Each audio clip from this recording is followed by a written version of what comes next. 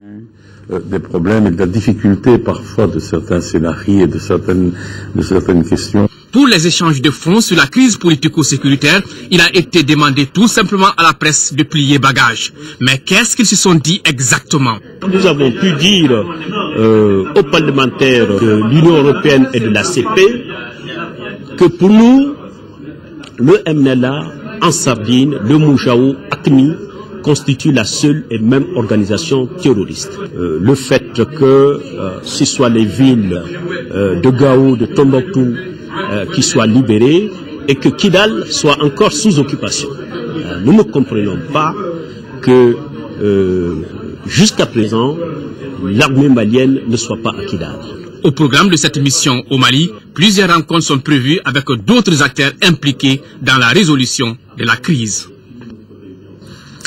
Et notez ce rendez-vous, un magazine sur la visite du Premier ministre Django Sissoko à Bruxelles sera diffusé ce soir, juste après ce journal. Autre visite dans notre pays, celle des ministres des Affaires étrangères et de la coopération internationale, de la défense et le chef d'état-major des forces armées du Danemark.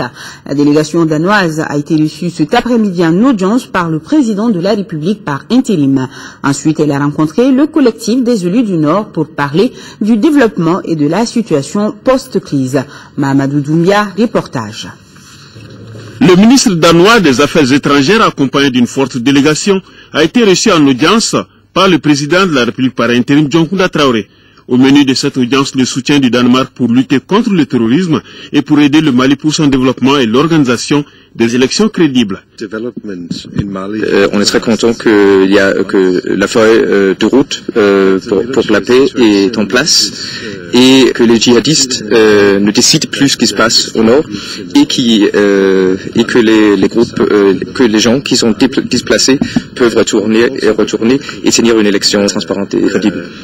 Le président de la République par intérim a réaffirmé tous les efforts enclenchés par notre pays pour raffermir les relations avec tous les pays amis qui le soutiennent dans sa lutte contre le terrorisme et les narcotrafiquants. Le Danemark a toujours été au premier rang chaque fois qu'il s'agit de défendre les droits de l'homme et de défendre la démocratie dans le monde. Donc ce n'est pas surprenant qu'ils aient décidé également d'être aux côtés du peuple malien à travers le soutien qu'ils apportent aux forces françaises qui ont décidé d'intervenir directement au Mali et à travers leur décision de reprendre la coopération avec le Mali. Nous pensons que c'est une participation à la sortie de crise de qualité et nous en sommes extrêmement reconnaissants au peuple danois. En second lieu, le collectif des élus du Nord a rencontré la délégation danoise pour parler de paix, de développement, de l'intégrité et de l'indivisibilité du territoire du Mali. Tous ceux qui sont venus sont contents et heureux d'avoir rencontré cette délégation danoise. Pour qui connaît le pays, pour qui connaît les investissements du genre du système Fagibin, il y a espoir de comprendre que nous pouvons être accompagnés pour le redémarrage du nord du Mali. Et c'est ça notre combat. Les élus du Nord se disent très réconfortés suite à cette rencontre, car on a toujours besoin de l'écoute et de l'appui de ceux-là qui partagent avec nous nos douleurs et nos souffrances. Deux audiences au Conseil économique et social ont été reçues. Le général de division, Koulibaly Kani Diabaté, et le nouvel ambassadeur du Sénégal au Mali. Ici d'audience est avec Aoui Touré. Les deux personnalités reçues sont dans une série de visites des institutions de la République. Si la première a passé beaucoup de temps dans le bureau du président du Conseil économique et social, c'est parce qu'elle avait beaucoup de choses à préciser. Le Conseil économique et social est un partenaire privilégié pour nous, aussi bien que toutes les institutions et les ministères que je nomme les agences d'application de la loi. C'est pour leur expliquer la problématique de la circulation des armes légères et de petit calibre, et de présenter la Commission nationale. Mais ce qui est important, madame, c'est pour vous dire que la crise qui sévit, vous savez, dans tous les pays qui ont vécu des crises, tant qu'on ne maîtrise pas la circulation illicite des armes légères et de petit calibre, malheureusement, l'expérience a montré que ce sont des crises cycliques. On est dans une campagne de sensibilisation, d'information, que la population sache les méfaits de la présence même des armes légères, parce que tout le monde est armé. Tout le monde est armé. Ne croyez pas, au nord il y a la crise, mais au sud, les armes circulent. Les armes quittent le nord pour transiter par d'autres zones que je ne citerai pas pour revenir au Sahel. Il faut que les collectivités soient impliquées pour qu'ils nous donnent les bonnes informations. Nous, on n'est pas un organe de répression. La Commission nationale n'est pas un organe de répression. Mais on travaille, je vous ai dit, avec les agences d'application de la loi. Le nouvel ambassadeur du Sénégal était dans une autre dynamique. On a échangé sur la coopération qu'on doit impulser entre le Conseil économique et social du Mali et celui du Sénégal qui sera mis sous pied à la soupe, sera fonctionnel dans les prochains jours. Comme on pouvait l'imaginer, le président du Conseil économique et social dit prendre bonne note de l'ensemble de ces échanges du jour. 72 millions de francs CFA, c'est la valeur des notes d'équipement militaire que la République fédérale d'Allemagne vient de remettre au gouvernement du Mali, un montant qui va contribuer au renforcement des capacités opérationnelles des forces armées et de sécurité. À noter que depuis le déclenchement de la crise, l'aide de l'Allemagne au Mali s'élève aujourd'hui à plus de 49 milliards de francs CFA. Youssouf Diakité. Plus de 72 millions de francs CFA, c'est le montant du soutien que l'Allemagne vient d'apporter aux forces armées de sécurité du Mali. Le don est essentiellement composé de gilets par éclat et de sondes manuelles. La geste aujourd'hui s'inscrit dans le cadre des relations amicales qui existent entre l'Allemagne et le Mali depuis 1960. Elle s'inscrit aussi dans les efforts d'Allemagne de contribuer à sécuriser et stabiliser la région du Sahel dans le contexte actuel. Depuis le déclenchement de la crise, l'aide de la République fédérale d'Allemagne s'élève à plus de 49 milliards de francs CFA. La remise aujourd'hui au Fonds de sécurité malienne de ces lots d'équipements de protection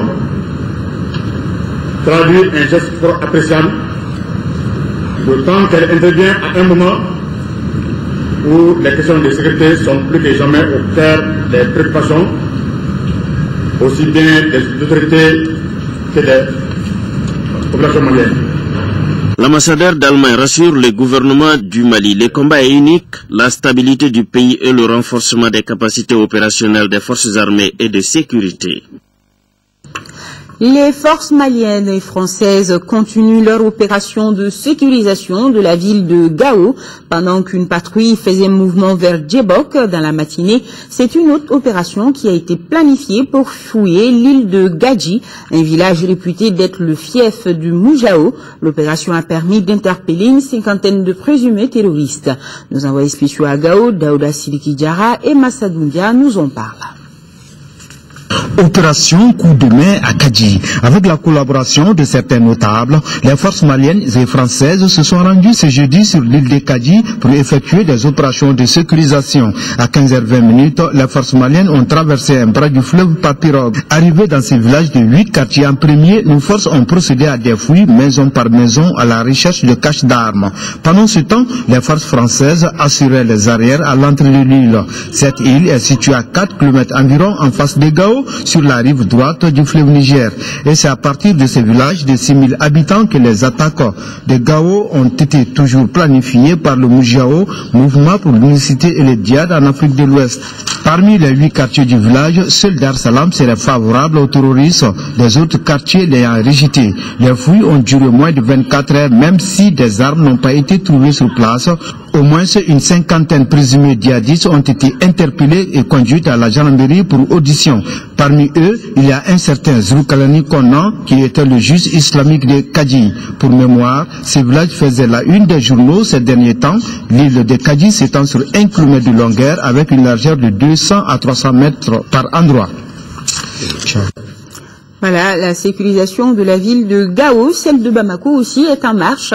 Les autorités s'y emploient par divers moyens. Bientôt 2 mois que l'état d'urgence a été décrété par les pouvoirs publics. Cependant, dans le quotidien des Bamakois, on constate que certains violent cette mesure, surtout lors des mariages et baptêmes. Et c'est là malgré les multiples campagnes de sensibilisation. Le constat est amer et le maire du district, Adama Sangare, invite une fois de plus les citoyens au respect des exigences de l'état d'urgence. Il est au micro de Mohamed Jarrah. Nous allons essayer de faire en sorte qu'au niveau de l'ensemble des conseils communaux, le conseil du district de Bamako, les 6 communes, que chacun essaie de relayer l'information à ces populations, à ces mandants, afin qu'ils comprennent qu'il s'agit de la sécurité de tout un chacun et que si l'État prend de telles mesures, c'est que le jeu en vaut la chandelle.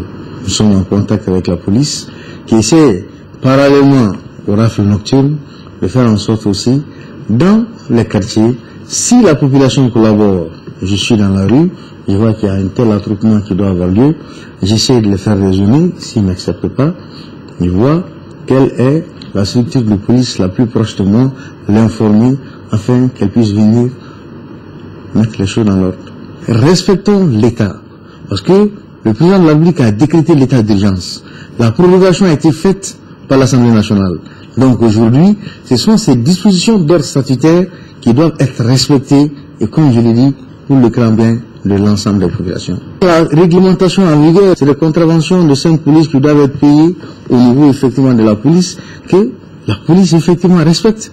Quand tu es verbalisé, ça vaut mise en demeure aussi d'arrêter. Au-delà de ça, ça peut aller loin. C'est pour cette raison, nous n'inviterons jamais assez cette population malienne, et particulièrement à Bamako, de rester encore vigilants. De rester vigilants au niveau des mariages, de rester vigilants au niveau des baptêmes, des manifestations funèbres, de rester vigilants dans les lieux de culte, de rester vigilants partout où il puisse y avoir des attroupements. Et nous allons rester avec Monsieur le maire pour aborder cette question pertinente, le non-fonctionnement des feux tricolores solaires. Un tour en ville hier nous a permis de constater que les feux tricolores solaires ne fonctionnaient pas. La raison principale, l'interruption volontaire du service par le prestataire Sahelia, une interruption qui interpelle la mairie du district qui apparemment n'a pas honoré ses engagements financiers vis-à-vis de Hydro-Sahel, filiale de Sahelia. Adama Koudjo et Amadou Chokari ont pu raconter les deux parties suivant leurs explications. La ville de Bamako a connu hier lundi, durant toute la journée, même la nuit, une interruption brusque des feux tricolores solaires. À l'origine de ce couac, l'arrêt volontaire du service par le fournisseur Hydro-Sahel. C'est un avertissement de cette entreprise pour que la mairie du district respecte la clause qui les lie. Le contrat est signé en 2010. Nous avons largement attendu. C'est un avertissement, nous avons donné un délai, et ce délai, donc, quand il va échouer, nous allons prendre les dispositions qu'il faut. Depuis 2 ans, c'est nous qui régulons gratuitement, à titre gracieux, aux frères de la princesse. Mais nous sommes une entreprise, on n'est pas un État. Nous ne sommes pas un ONG non plus. Notre mission, c'est quand même de faire des affaires, de gagner de l'argent. Mais cette situation a contribué à détériorer les relations avec nos partenaires, notamment financiers. En dépit de cette interruption, l'entreprise Sahelia Holding dit n'avoir reçu aucune réaction en vue de la résolution du problème. À la direction de régulation de la circulation et des transports urbains, une structure de la mairie, c'est un autre son de cloche. C'est vraiment des problèmes d'organisation interne entre la mairie et le prestataire. Ces problèmes qui ont été réglés. En tout cas, il y a eu des discussions, et on s'est compris, et puis bon, tout est rentré dans l'ordre. Ça, c'est des problèmes inhérents à la gestion des contrats, mais ce qui est important, c'est que le dialogue est toujours là. Je pense qu'on s'est compris. C'est des situations qui seront évitées et qui, je pense, ne vont plus arriver. Sahelia est disposé à participer efficacement à la régulation de la circulation routière, mais ajoute que les services peuvent s'arrêter à tout moment si la mairie ne s'exécute pas. Autre question de l'heure, celle des coupures d'électricité qui se font de plus en plus fréquentes dans la capitale ainsi que dans de nombreuses régions. Pas plus tard qu'hier, beaucoup de Bamakois ont passé une grande partie de la nuit sans électricité. Notre équipe de reportage s'est rendue ce matin à l'énergie du Mali et des MSA pour connaître les raisons, suivant les explications du conseiller à la communication de l'IMSA, Tona Mathieu Kouné. Il est au micro de Deïssi Soko. Bamako a été touché à plus de la moitié, près de 50% de la clientèle. Et la clientèle également de Kita et de Kaï, nos sincères excuses. Alors cet incident a été causé par ce que nous appelons dans le jargon technique un amorçage, c'est-à-dire un corps étranger qui a touché la ligne haute tension, les lignes haute tension qui alimentent Bamako en venant du barrage de Manantali. Pour tout expliquer, l'incident s'est passé dans le village de Kouadjara, c'est derrière Djo, sur le chemin de fer, donc à une quarantaine de kilomètres de Bamako, et aux environs de 15 heures moins, nous avons senti un départ de toute l'électricité. On est arrivé dans ce village de Kodjala où on a vu que c'était une végétation haute, c'est-à-dire des manguiers, 2 manguiers, dont des branches ont touché la ligne haute tension. Et comme c'est du grand feu, l'électricité, c'est un haut voltage, eh bien, les manguiers ont pris feu automatiquement. Il y a eu donc un feu de brousse et cela a nuit aux installations. Alors nos techniciens se sont affairés pour une réparation. Je pense que le réseau a été rétabli aux environs de 23h30 pour tout le monde, mais ce fut très long et très dur. Pensons que la situation est sous contrôle. Mais ceci dit, en ces temps, nous avons toujours des dysfonctionnements. Et plus d'informations sur ces dysfonctionnements dans nos prochaines éditions avec Daisy Sogo qui nous prépare un dossier plus complet. Le ministre de la Culture a reçu ce matin 2 délégations venues présenter des trophées gagnés par nos artistes au FESPACO 2013. La première délégation, le Centre national de cinématographie du Mali, venu présenter les plus reçus par le long métrage Toile d'araignée. Le ministre a aussi reçu les artistes Amadou et Mariam qui viennent d'avoir pour la deuxième fois le trophée Victoire de la musique à Paris. Compte rendu chez Koumar Sangari. Sur les 5 films maliens en compétition, c'est le long métrage Toile d'araignée de Ibrahima Touré qui a été récompensé par la mention spéciale du jury et de 2 prix spéciaux. Le bilan de la participation malienne à la 23e édition du FESPACO est positif au dire du directeur du Centre national de cinématographie du Mali.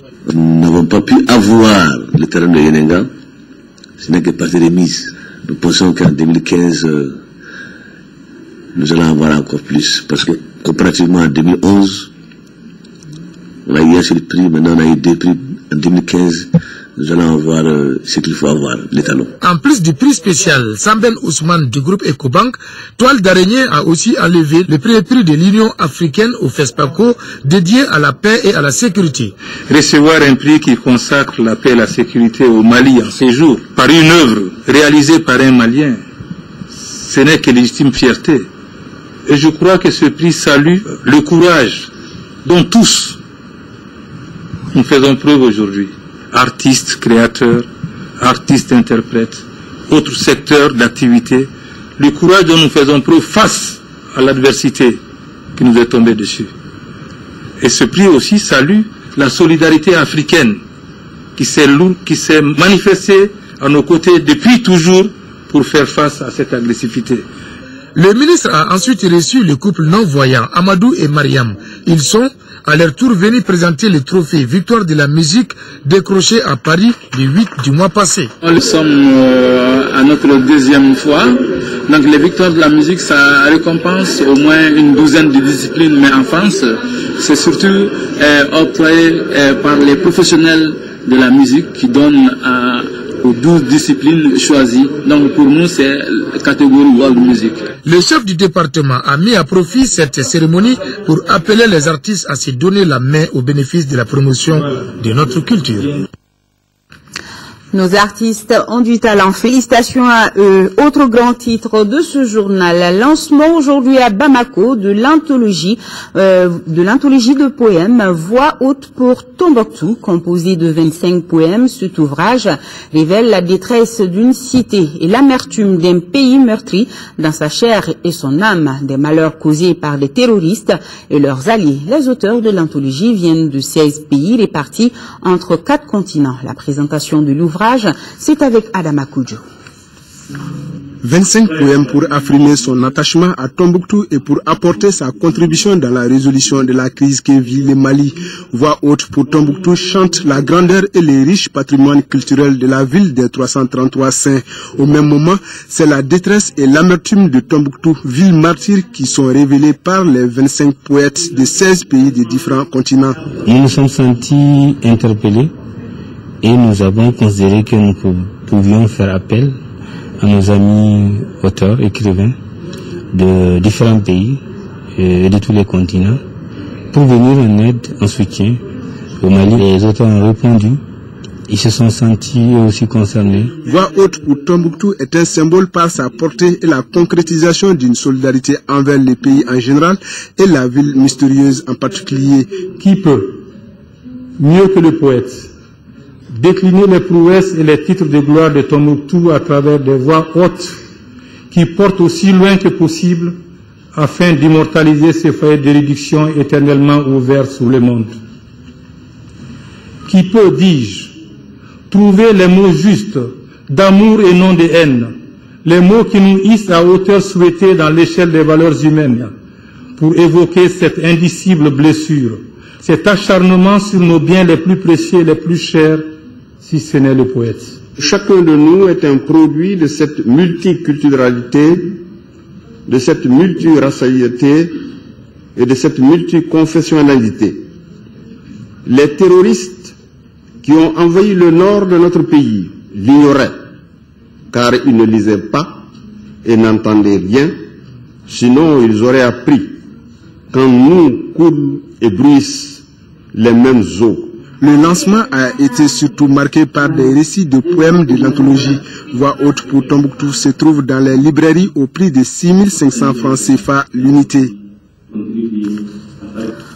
En France, fin de l'édition 2013 du Salon de l'agriculture de Paris, une édition qui a enregistré plus de visiteurs que l'année passée, parmi eux des Maliens conduits par le président de l'APECAM. À la clôture de cette rencontre mondiale, nos compatriotes quittent Paris avec beaucoup de satisfaction. Maganfi Konaté nous fait le bilan de cette 8e participation malienne.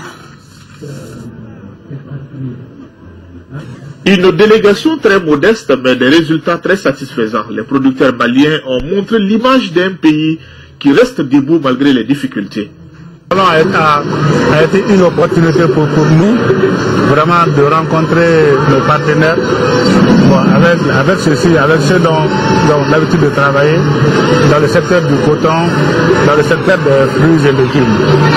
Et puis ça a été aussi une occasion pour vraiment marquer la présence malienne à ce salon, vraiment pour dire que tous nos partenaires, surtout nos amis de la France, qui sachent que, en dépit des difficultés que nous avons au Mali, nous avons vraiment tenu à être là.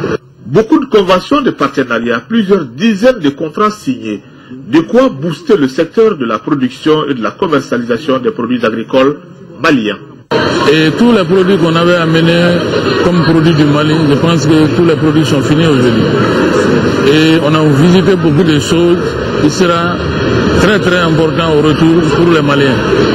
On a profité de faire des grands débats et des grandes rencontres avec les partenaires pour le Mali va profiter de ces résultats. Donc on a même signé des conventions, jusqu'à 30 conventions qui, au retour, on doit faire ces travaux au Mali. On a signé avec un partenaire sur le jardin. Et qu'un hectare de jardin peut produire jusqu'à 70 à 80 tonnes. Et en avril, ce contrat va honorer.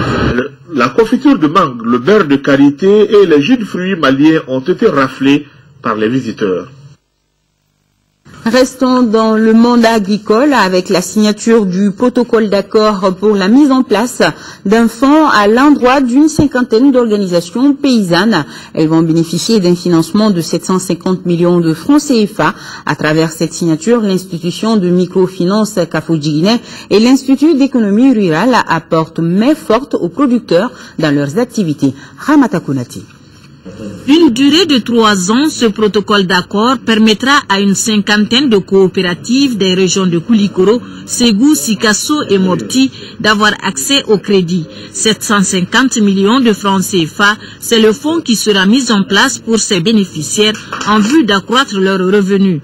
2 aspects sont à retenir de ce partenariat entre l'Union des caisses mutuelles d'épargne et de crédit du Mali, Kafojiguinè, et l'Institut d'économie rurale, IER.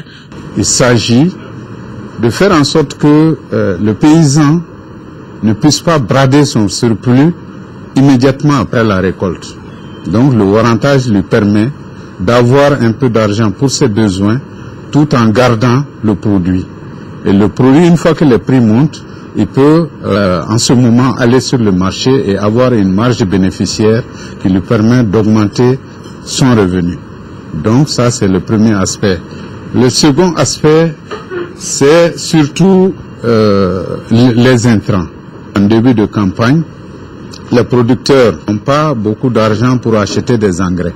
Donc lorsqu'ils ont à leur portée des crédits, ça permet aussi d'améliorer la production. Pour bénéficier de cet appui, les producteurs doivent remplir certaines conditions. Le tout premier critère, d'abord, il faut être encadré par l'UER et 4 ONG partenaires. Aussi, les organisations paysannes doivent présenter une solvabilité et puis une rentabilité quand même jugée suffisante par CAFODIGNE. Cette signature de convention va permettre la pérennisation des activités du projet Microdose, un projet d'appui aux producteurs. Quatrième session du programme d'appui au développement durable de l'élevage au Sahel occidental. Pas des zones, Nando Dambélé, les détails. La quatrième session ordinaire du Conseil de surveillance du programme d'appui au développement durable de l'élevage au Sahel occidental, PADESO, se tient dans un contexte difficile marqué par l'arrêt du financement extérieur de la phase 2 du programme. Aujourd'hui, le défi, c'est de pouvoir mobiliser le financement complémentaire pour la mise en œuvre de la deuxième tranche à partir de 2013. Ainsi, à la faveur d'une inscription sur le budget spécial d'investissement, le programme 2013 sera axé autour de l'achèvement des infrastructures pastorales, zoosanitaires et de commercialisation du bétail, ce qui se traduit par l'extension du marché de bétail multifonctionnel des Nara et la réception des ouvrages hydrauliques, zoosanitaires et de commercialisation. Outre la réalisation de ces infrastructures, les principales activités d'appui conseil menées auprès des agrogroupements d'éleveurs ont concerné le suivi de l'exploitation d'une aire pastorale et de 15 périmètres pastoraux. La poursuite des efforts de sécurisation des espaces pastoraux, l'encadrement et le suivi de 779 emboucheurs individuels et de 26 groupements de femmes. L'exécution du programme 2013 nécessite un budget prévisionnel chiffré à 209 457 000 francs CFA en ressources et emplois.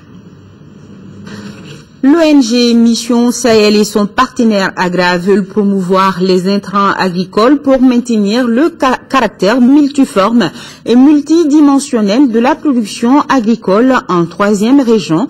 Comment? La réponse est avec Sekou Konati. La présente journée porte ouverte est une initiative de l'ONG Mission Sahel dans le cadre de son programme de développement et d'extension du réseau de distribution d'intrants agricoles dans la région de Sikasso. Et c'est le champ école producteur de Kassanso, situé à une vingtaine de kilomètres de Sikasso, dans la commune rurale de Natien, qui a été retenu comme site. La présente démarche vise à accroître la productivité, la production et le revenu de plus de 70 000 petits exploitants d'au moins 30%. Pour parler du développement agricole, cela passe obligatoirement par l'accès aux intrants. Et comment les petits exploitants peuvent avoir accès aux intrants à proximité. C'est ce qui nous a amené maintenant à mettre ce programme sur pied. La journée qui regroupe productrices et agents d'encadrement venus de tous les secteurs de Sikasso constitue donc un véritable espace d'échange et d'information sur l'approche GIPD et la démarche champ école producteur sur les parcelles d'échalotes et celles d'expérimentation de la tomate dont la culture dans la zone de Kassanso constituait un véritable casse-tête. Rapprocher les producteurs, les agro-dealers au niveau des champs écoles est vraiment une innovation. Et c'est une très bonne chose.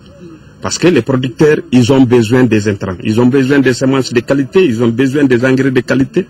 Ils ont besoin de connaître l'engrais qu'il faut pour la spéculation qu'il faut.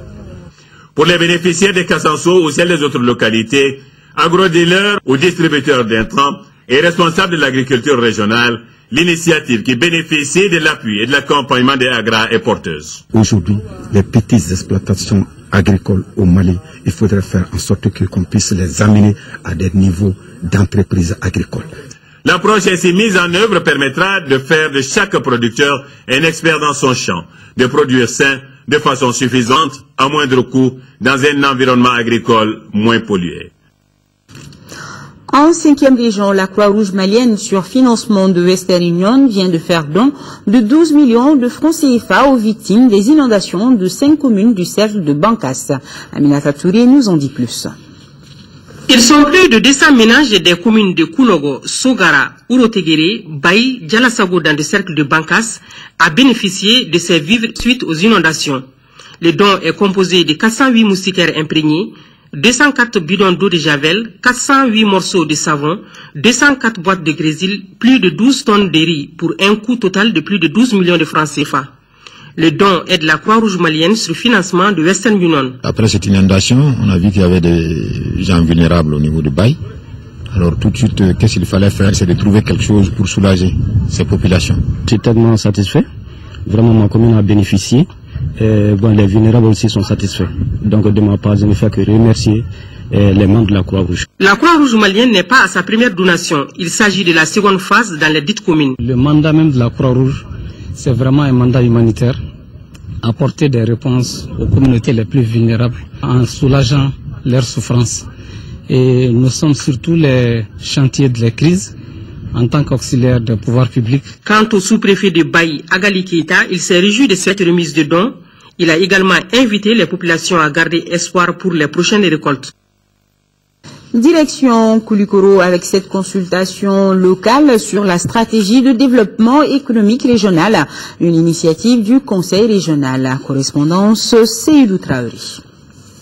C'est dans la vision de faire la deuxième région le plus important centre de production et d'exportation agroalimentaire du Mali que le Conseil régional et la coopération technique belge mettent cette stratégie de développement économique régional en place. Après les cercles de Nara, Kolokani, Kati, Kangaba et Djouila, c'est au tour des forces vives de Koulikoro de partager la vision et les orientations du développement économique régional. Ces acteurs locaux doivent apporter la spécificité de leur localité afin d'enrichir davantage le document provisoire. Le document provisoire qu'on a présenté de la stratégie de développement économique régional est tiré des différents outils de planification que nous avons eu à élaborer avec l'ensemble des couches socio-professionnelles de la région. Donc, on a puisé la quintessence dans ces différents outils. Dès que, alors vraiment, nous allons terminer ces phases en ce mois de mars, les ressources financières sont déjà obtenues. Ces concertations locales placées sous le signe de baliser le terrain pour un meilleur portage politique et technique, la stratégie de développement économique de la deuxième région ont été appréciées à tous les niveaux par les autorités administratives. Il convient donc de réaffirmer la disponibilité de l'ensemble des services techniques déconcentrés dans l'élaboration et la mise en œuvre de ces stratégies de développement économique régional. Les conclusions issues de ces concertations vont servir à enrichir la stratégie de développement économique régional en termes de promotion des filières, la valorisation des espaces économiques et l'accompagnement du secteur privé. Ici, à Bamako, sport, football, championnat national Ligue 1, l'USFAS se refait une santé avant la première journée de la phase retour en battant l'ASCO 1-0. C'était hier au stade Mamadou Konaté au compte de la 15e journée et dernière journée de la phase aller. Djara Konaté. L'USFAS fait un bond qualitatif en cette dernière journée de la phase aller du championnat de Ligue 1. Victorieux de l'ASCO, les militaires quittent de la 14e place à la 10e avec 16 points plus 6 au goal différentiel particulier. Avec la hargne de vaincre, les équipes regagnent les vestiaires au terme de la première période sur le score de 0-0. Dès l'entame de la seconde période, les initiatives se multiplient. Les militaires de l'USFAS se lancent vite à l'assaut des buts de l'ASCO. Adama Traoré, servi dans le dos de la défense, surprend le portier Issa Fofana à la 61e minute. L'ASCO, par Yahouba Traoré, rate la balle de l'égalisation. C'est terrible. Quand on perd ce genre de match, c'est incroyable. Les jeunes n'ont pas respecté les consignes. On a aussi eu des occasions, malheureusement, on n'a pas pu les concrétiser sur le football. Bon, c'est pas un but hasardeux, on a travaillé dans ce sens. C'est jeudi, c'est une très bonne équipe l'USFAS. Donc le début a été difficile parce que l'équipe était réellement fatiguée. Grâce à cette victoire, l'USFAS entamera la phase de retour, le moral au top. Point final à ce journal. Demain pour les éditions matinales et retrouvées Aïssata Ibrahim Maïga. Grand merci à nos téléspectateurs du Sénégal. Je vous dis à demain, même heure, même plateau. D'ici là, restez en notre compagnie dans une poignée de minutes. La météo avec Abdoulaye Keïta. À suivre votre émission Ligne de front avec Mohamed Touré. Une réalisation de Balobo Maïga. Pour rappel, l'information continue également sur notre site web www.ortm.ml. Surtout pour ceux qui n'ont pas pu suivre ce journal pour coupure d'électricité. Merci de nous rester fidèles. Bonsoir à tous.